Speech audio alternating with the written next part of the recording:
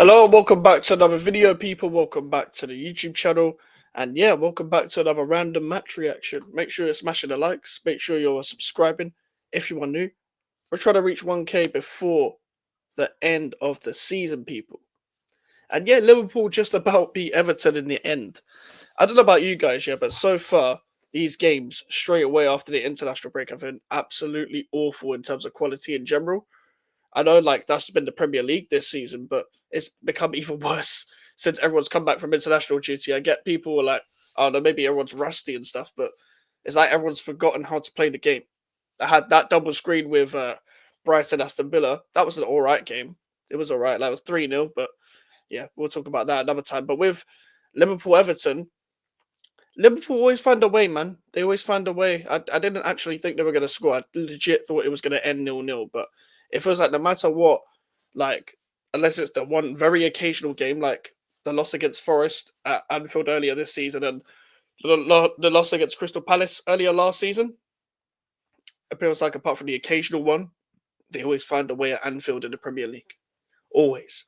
And Everton really should have scored a lot in the first half. I think they did actually approach the game correctly. I think, to be honest, like Jack Harrison was a bit of a letdown with some of the counter attacks with some of his final ball. Confused why Iliman Ndiaye didn't start, but I'm gonna assume that it was because maybe he was on international duty, didn't come back the same, or like he wasn't fully fit or whatever. I don't know the situation. If he was fully fit, I don't see why he wouldn't have started. But maybe an Everton fan can tell me why he didn't. Um, I think they approached the game in the correct manner. I think they were solid for the most part. I know Liverpool didn't have a right back; they were playing Curtis Jones there, which was interesting. But it felt like Liverpool were very one-dimensional in attack. I thought Luis Diaz was probably the most lively of the lot. Very surprising that Diogo Jota actually scored because this season he hasn't looked like Diogo Jota. He's looked like a very washed version of himself. Probably the worst version of Jota that I've seen so far in the Premier League era. And fair enough, he took the goal well, and I guess that's what champions do in a sense, where you're at the business end of the season at this point, and you've got to grind out results to, eventually win the league. They're one step closer. I don't know when it can officially be confirmed yet that they've won the league, but um, I'm assuming by game week 34, game week 35 will probably be confirmed that they've won the league and stuff like that as well. But that's the only thing they can win right now. Is coming to a point in the Premier League where there is nothing exciting in terms of English teams, like because I don't know, maybe the Europa League in terms of what can Tottenham and Man United do. That's not really that interesting though. Or can Villa get something against PSG? I know you got Real Madrid, Arsenal, and stuff, but with Liverpool losing the Carabao Cup final, like Newcastle winning the Carabao Cup, is probably the only thing that was exciting about it. Because I know the FA Cup is a bit more interesting now because there's a bunch of teams that haven't won it in years that could win it. But now with Liverpool season, it could have been like they could have won two trophies. They could have won three. I know nobody was really expecting them to at first when under Arnie Slot initially, and it will still be a good season for them regardless because they won a trophy. They've won the Premier League, so you can't really like be like, oh, yeah, the season wasn't that good and all that. And especially in a manager's first season with that context, it is just expectations change throughout the season compared to what you was thinking at the start of the season. So I guess maybe some Liverpool fans will be a bit let down, and I know maybe a bit even more disappointed now that players are injured and Trent um, is off to Madrid and stuff like that. Basically, anyway, um, I think there's a report about Salah being closer to signing a new deal. But speaking of Mohamed Salah today, another performance where didn't really look himself. I don't like. I know he can create, but I do see him as a bit of a not one-dimensional footballer. But like, when you have someone like him on the touchline, it's like you know what he's going to do, sort of thing. But you can stop it because his outside of the foot creating ability is not as good as when, for example, Salah's in the box and he's cutting in about to shoot. Yeah, you know where he's going to go, but are you going to stop it? Most likely not because it's Mohamed Salah. He's clinical. I think that's a lot better than when he's on the touchline trying to create.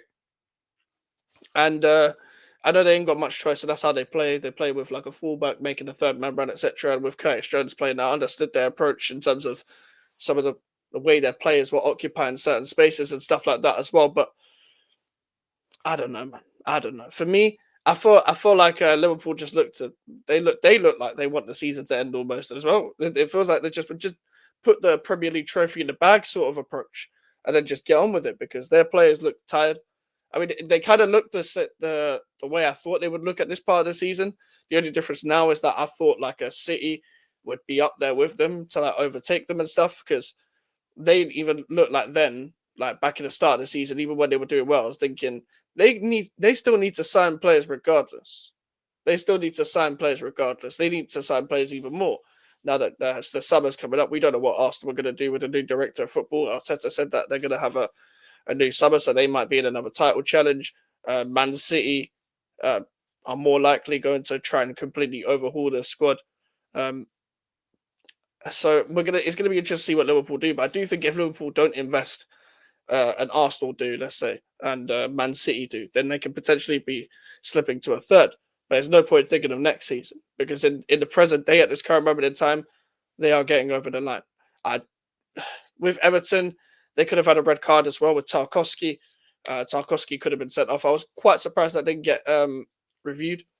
If I'm being 100% honest, uh, I mean that game's always more heated at Goodison Park anyway. So I guess Liverpool got their somewhat revenge, but I don't think anybody expected Everton to win at Anfield. And to be honest, they've had a good like portion of the season where they've gone on an unbeaten run. I think it's mainly their home games that you probably want to win a bit more now. You've not really got anything to play for. Want to end the last season at Goodison on a high.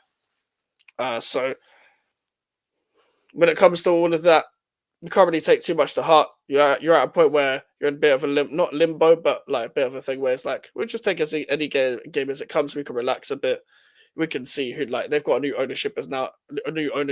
So it's going to be interesting to see what they do in the summer, whether they invest more than they usually do, or whether they take the same approach.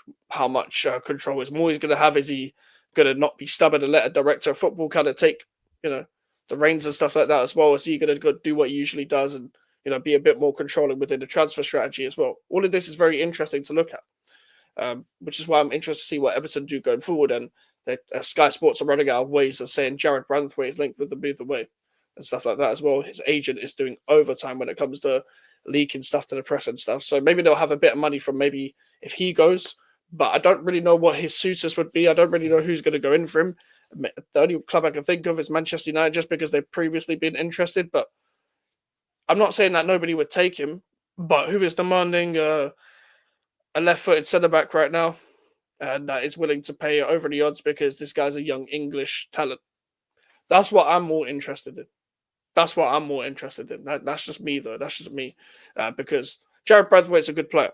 I do actually rate Jared Branthwaite. I don't know whether he's ready for a big six move necessarily, or whether he's definitely ready for a big six starting move.